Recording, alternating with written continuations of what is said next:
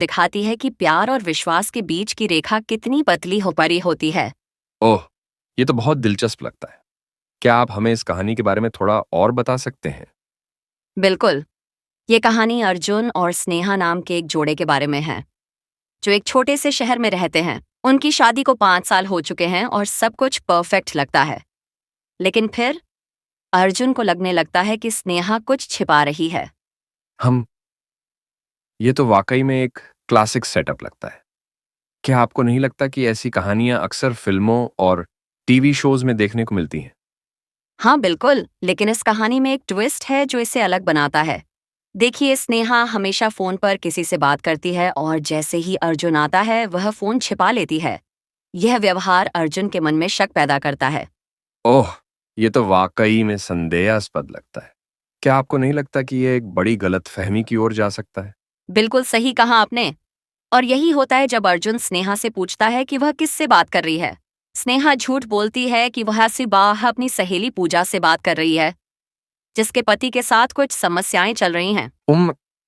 लेकिन क्या ये झूठ नहीं है? मेरा मतलब है, क्या ये रिश्ते में विश्वास की कमी नहीं दिखाता? हाँ, आप सही कह रहे हैं। ये झूठ ही है जो इस कहानी को एक नया मोड़ देता है। देखिए, स्नेहा हर दिन बाजार जाने के बहाने घर से निकलती है और एक कैफे में किसी अजनबी से मिलती है। अर्जुन को शक होता है और वह स्नेहा का पीछा करता है। वाह, ये तो किसी थ्रिलर फिल्म की तरह लग रहा है। क्या आपको नहीं लगता कि ये सिचुएशन कई बॉलीवुड फिल्मों में देखी गई है? हाँ, बिल्कुल। लेकिन यहाँ पर कहानी एक अनपेक्षित मोड़ लेती है। जब अर्जुन स्नेहा का सामना करता है तब सच्चाई सामने आती है। वह आदमी स्नेहा का पुराना दोस्त रवि है, जो बीमार है और स्नेहा उसकी मदद कर रही है। ओह, तो ये तो एकदम अलग निकला। क्या आपको नहीं लगता कि ये ट्विस्ट दर्शकों को चौंका देगा? बिल्कुल। यह ट्विस्ट न केवल दर्शकों को चौंकाएगा बल्कि उन्हें सोचने पर भी मजबूर करेगा। देखिए, इस कहानी में एक गहरा संदेश छिपा है, रिश्तों में पारदर्शिता और संवाद की महत्वता। हम ये बहुत सही बात है। क्या आप इस संदेश को थोड़ा और विस्तार से बता सकते हैं? जी हाँ, बिल्कुल। इस कहानी का मुख्य संदेश यह है कि किसी भी रिश्ते में झूठ और शक से बचना चाहिए।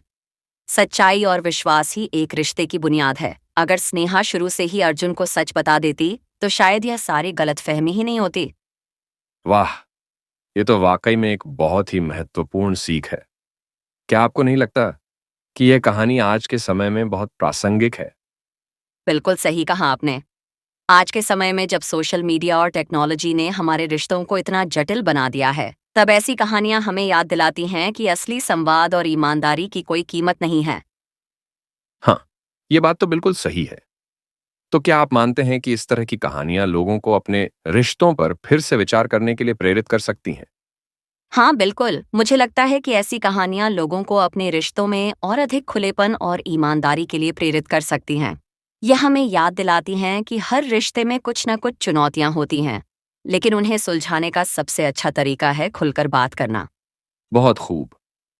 तो अंत में इस कहानी से हम क्या सीख सकते हैं? देखिए, इस कहानी से हम कई महत्वपूर्ण सीख ले सकते हैं। पहला, किसी भी रिश्ते में विश्वास सबसे महत्वपूर्ण है।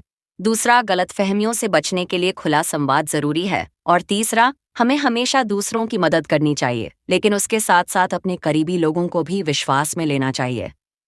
वाह, ये तो बहुत ही गहरी और महत्वपूर्ण बातें हैं।